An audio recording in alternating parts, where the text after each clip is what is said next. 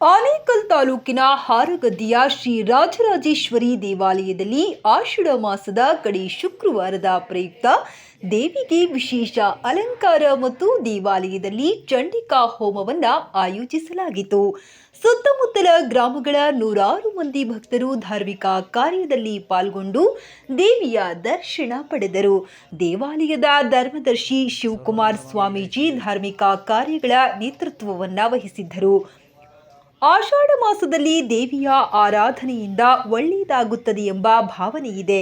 ಹಾಗಾಗಿ ಆಷಾಢ ಮಾಸದ ಪ್ರಯುಕ್ತ ಆಯೋಜಿಸಿದ್ದ ಚಂಡಿಕಾ ಹೋಮ, ಲಲಿತ ಸಹಸ್ರನಾಮ, ಐಗಿರಿ ನಂದಿನಿ ಪಾರಾಯಣ ಕಾರ್ಯದಲ್ಲಿ ಭಕ್ತರು ಪಾಲ್ಗೊಂಡಿದ್ದರು. ದೇವಿಗೆ ಅಭಿಷೇಕ, ವಿಶೇಷ ಅಲಂಕಾರ ಮಾಡಲಾಗಿತ್ತು. ಬೆಳಗ್ಗಿನಿಂದಲೂ ಭಕ್ತರು ಸರತಿ ಸಾಲಿನಲ್ಲಿ ನಿಂತು ದೇವಿಯ ದರ್ಶನ ಪಡೆದರು. ಧರ್ಮದರ್ಶಿ ಶಿವಕುಮಾರ್ ಸ್ವಾಮೀಜಿ ಮಾತನಾಡಿ, ಧಾರ್ಮಿಕ ಕಾರ್ಯಗಳಿಂದ ಶಾಂತಿ, ನೆಮ್ಮದಿ ನೆಲೆಸುತ್ತದೆ. ದೇವಾಲಯಗಳಲ್ಲಿ ನಿರಂತರವಾಗಿ ಧಾರ್ಮಿಕ ಕಾರ್ಯಗಳು ನಡೆಯಬೇಕು. ಹಾರಗದ್ದೆ ಶ್ರೀ ರಾಜರಾಜೇಶ್ವರಿ ದೇವಾಲಯವು ದಕ್ಷಿಣ ಕನ್ನಡ ದೇವಾಲಯಗಳ ಶೈಲಿಯಲ್ಲಿ ನಿರ್ಮಾಣವಾಗಿರುವುದು ವಿಶೇಷವಾಗಿದೆ. ಪ್ರತಿ ವರ್ಷ ನವರಾತ್ರಿ ಮತ್ತು ಆಷಾಢ ಮಾಸದಲ್ಲಿ ದೇವಾಲಯದಲ್ಲಿ ಚಂಡಿಕಾ ಯಾಗ ನಡೆಸಲಾಗುತ್ತಿದೆ ಎಂದರು.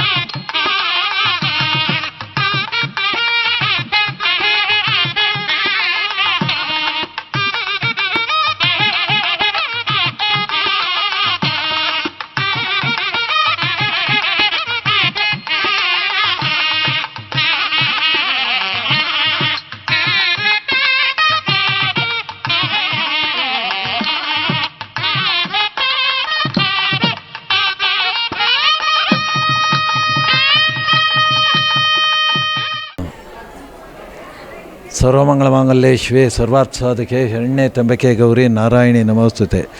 ಶ್ರೀ ರಾಜರಾಜೇಶ್ವರಿ ದೇವಿಯೇ ನಮಃ. ಶಕ್ತಿ ಪೂಜೆಯಲ್ಲಿ ಆಷಾಢ ಮಾಸ ಭಾಳ ಶ್ರೇಷ್ಠವಾದ್ದು. ಅದರಲ್ಲಿ ಈ ವರ್ಷದಲ್ಲಿ ಆಷಾಢ ಮಾಸದಲ್ಲಿ ಕ್ರೋಧಿ ನಾಮ ಸಂವತ್ಸರದಲ್ಲಿ 4 ಶುಕ್ರವಾರ ಬಂದಿದೆ. 4 ಶುಕ್ರವಾರದಲ್ಲಿ ಇದು ಕೊನೆ ಶುಕ್ರವಾರ. ತಾಯಿಗೆ ಪ್ರೀತಿವಾದಕ್ಕಿಂತ ಲಲಿತಾ ಸಹಸ್ರನಾಮದಲ್ಲಿ ಲಲಿತಾ ಸಹಸ್ರನ ಹೋಮ ಪೂರ್ಣಾವತಿ ಮುಗಿದು ಪ್ರಸಾದ ವಿನಿಯೋಗ ಆಗ್ತಾಯಿದೆ. ಸುಮಂಗಲಿಯರಿಗೆ ಯಥಾಶಕ್ತಿ ಅವರು ದಾನ ಯಾರು ಕರ್ತಿದ್ದಾರೋ ಅವ್ರು ದಾನ ಕೊಡ್ತಾ ಇದ್ದಾರೆ. ಆಷಾಢ ಮಾಸದಲ್ಲಿ 2 ಬರುತ್ತೆ. ಒಂದು ಆಷಾಢ ಶುದ್ಧ ಏಕಾದಶಿ ಬಂದು ಪ್ರಥಮ ಏಕಾದಶಿ ಅಂತೇಳಿ ಶ್ರೀ ವೈಷ್ಣವರಿಗೆ ಶ್ರೇಷ್ಠವಾದ್ದು, ವೈಷ್ಣವರಿಗೂ ಶ್ರೇಷ್ಠವಾದ್ದು. ಅದರಲ್ಲಿ ವಿಷ್ಣುವನ್ನು, ಕೃಷ್ಣನನ್ನು, ವೇದವ್ಯಾಸರನ್ನು ಮಧ್ಯದಲ್ಲಿ ವಿಷ್ಣುವನ್ನು ಕುಂಡ್ರಿಸಿ ಆ ಭಾಗದಲ್ಲಿ ಕೃಷ್ಣನನ್ನು, ಎಡಭಾಗದಲ್ಲಿ ವೇದವ್ಯಾಸರನ್ನಿಟ್ಟು ಪೂಜೆ ಮಾಡೋದು ಸಂಪ್ರದಾಯ ಇದೆ. ಅದೇ ಆಷಾಢ ಮಾಸದಲ್ಲಿ ವಿಷ್ಣು ನಿದ್ರೆಗೆ ಹೋಗ್ತಾನೆ. ಆ ನಿದ್ರೆಗೆ ಹೋಗೋ ಸಮಯದಲ್ಲಿ ವಿಷ್ಣುವಿನ ನಿದ್ರೆ ಹೋದ್ರೂ ಯೋಗಮಾಯೆ ಯಾವಾಗೂ ಎಚ್ಚರಿಸ್ತಾನೆ ಇರ್ತಾಳೆ.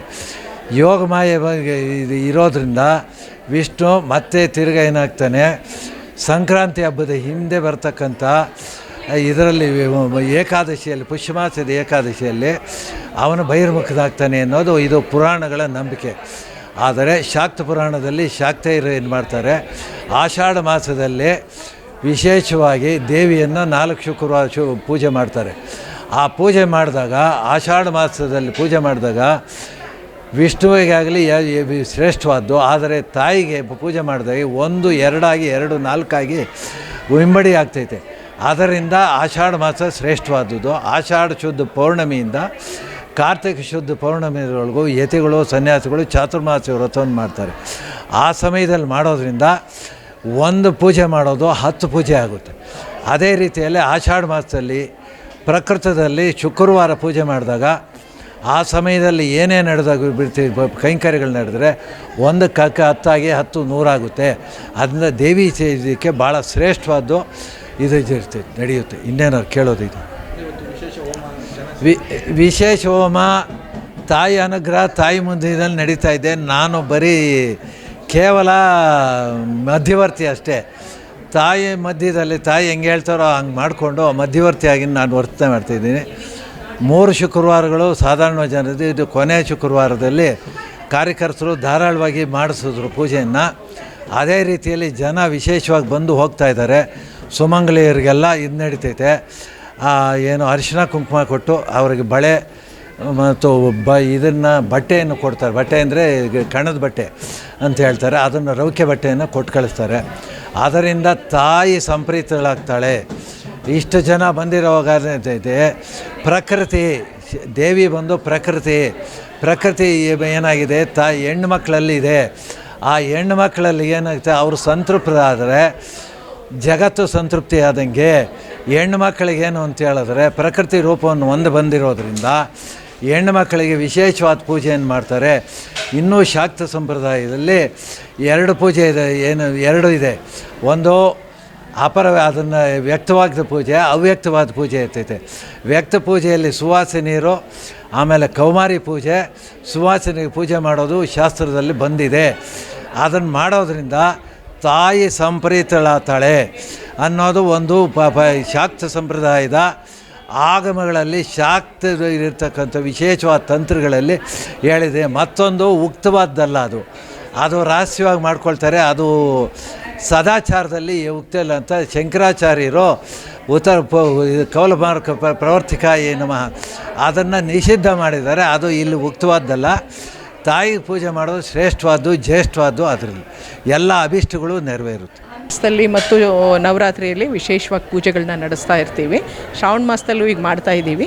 ಆಮೇಲೆ ಲಲಿತಾನ ವಿಶೇಷವಾಗಿ ನಾವು ಮೇಯ್ನಾಗಿ ತೊಗೊಂಡು ಈ ದೇವಸ್ಥಾನದಲ್ಲಿ ಇದು ಪಾರಾಯಣ ಮಾಡ್ತಾ ಇದ್ದೀವಿ. ಸೊ ಬರೋರು, ಜಾಯಿನ್ ಆಗೋರು, ಎನಿಬಿಡಿ ಕ್ಯಾನ್ ಜಾಯಿನ್. ಫ್ರೈಡೇ ಯಾವ ಫ್ರೈಡೇ ಬಂದ್ರೂ ಲಲಿತಾ ನಡೀತಾ ಇರುತ್ತೆ, ಐಗಿರಿ ನಂದಿನಿ ನಡೀತಾ ಇರುತ್ತೆ. So anybody can come and blessings ತೊಗೊಳ್ಳಿ ಅಂತ ನಾನು ಹೇಳೋಕ್ಕೆ ಇಷ್ಟಪಡ್ತೀನಿ. ಮತ್ತು ಇಲ್ಲಿ ಯಾವುದೇ ರೀತಿಯಾದಂಥ ನಾನು ವಿಶೇಷವಾಗಿ ಇಷ್ಟಪಡೋದು ಅಂದರೆ ಅರ್ಚನೆಗಾಗಲಿ ಅಭಿಷೇಕಕ್ಕಾಗಲಿ ಯಾವುದಕ್ಕೂ ದುಡ್ಡಿಲ್ಲ. ಸೊ ಇಲ್ಲಿ ನಾವು ಏನೂ ದುಡ್ಡು ತೊಗೊಳಲ್ಲ. Everything is free here. You can come. But donation ನೀವು ಏನಾರು ಕೊಡೋಕ್ಕೆ ಇಷ್ಟಪಟ್ಟರೆ ವಿ ಟೇಕ್ ಇಟ್, ಬಿಕಾಸ್ ಯಾಕಂದರೆ ಯಾವುದು ಡೊನೇಷನ್ಸ್ ಹಂಗೆ ಅಂತ ಬರಲ್ಲ ನಮಗೆ. So we are ready to take those things. But ಅರ್ಚನೆ ಫೀಸ್ ಅಂತ ಇಲ್ಲ, ಕಂಪಲ್ಷನ್ ಅಂತ ಯಾವುದೂ ಇಲ್ಲ ಇಲ್ಲಿ ನಮ್ಮ ಟೆಂಪಲಲ್ಲಿ. So anybody can come, everybody can come. ನೀವು ಯಾವ ಫ್ರೈಡೇ ಬಂದ್ರೂ ಇದೇ ವಿಶೇಷ ಪೂಜೆನೇ ಇರುತ್ತೆ. ವಿಶೇಷವಾಗಿ ಹೋಮಗಳು ನಡೀತಾನೆ ಇರುತ್ತೆ, ಉಚ್ಚಾಟನೆ ಹೋಮಗಳು, ಇದ್ರ ಹೋಮಗಳು, ಲಲಿತಾ ಹೋಮಗಳು, ಚಂಡಿ ಹೋಮಗಳು ನಡೀತಾನೆ ಇರುತ್ತೆ. ಚಂಡಿ ಹೋಮದಲ್ಲಿ ವಿಶೇಷವಾಗಿ 21 ಕವರ್ ಮಾಡಿದ್ದೀವಿ ನಾವು ಈ ಟೆಂಪಲಿಂದ. ಸೊ ಇನ್ನೂ ಮಾಡೋಣ ಅಂತ ಆಸೆ ಇದೆ, ನಾವಿಬ್ಬರು ಇದು ಆಗೋದ್ರೊಳಗೆ ನಮ್ಮ ಆಸೆ ಇದೆ. ಬರೋಂಗಿದ್ರೆ ಜಾಯ್ನ್ ಆಗಿ, ಎವ್ರಿಬಡಿ ಕ್ಯಾನ್ ಜಾಯ್ನ್. ನಿಮಗೇನಿದೆಯೋ, ನಿಮ್ಮ ಮರಳಕ್ಕೆ ಗಂಟು ಬರಬೇಕೋ, ಇದು ಬೇಕೋ, ನಿಮ್ಮ ಆಸೆ ಏನಿದೆಯೋ ನೀವು ತೀರಿಸ್ಕೊಳ್ಳಿ. ನಾವು ಯಾವುದೂ ಕಂಪಲ್ಷನ್ ಮಾಡಲ್ಲ, ಇದು ಕೊಡಿ ಅದು ಕೊಡಿ ಅನ್ನೋದು ನಮ್ಮ ಟೆಂಪಲಲ್ಲಿ ಇಲ್ಲ. ಇವನ್ ದಾಸೋಹಕ್ಕೂ ಇಲ್ಲ. ನೀವು ಕೊಟ್ಟರೆ ಸಂತೋಷವಾಗಿ ಮಾಡ್ತೀವಿ, ಕೊಡಲಿಲ್ಲ ಅಂದರೆ that's also okay. So please ladies ಬನ್ನಿ, ಜಾಯ್ನ್ ಆಗಿ. ಲಲಿತಾನ 1008 ಮಾಡೋಣ ಅಂತ ನನ್ನ ಆಸೆ ಇದೆ. 1008 ಜನ ಸೇರೋಣ ಅಂತ ಆಸೆ ಇದೆ. ಲೇಡೀಸಿಗೆ ರಿಕ್ವೆಸ್ಟ್ ಮಾಡ್ತಾಯಿದ್ದೀನಿ, please come and join us.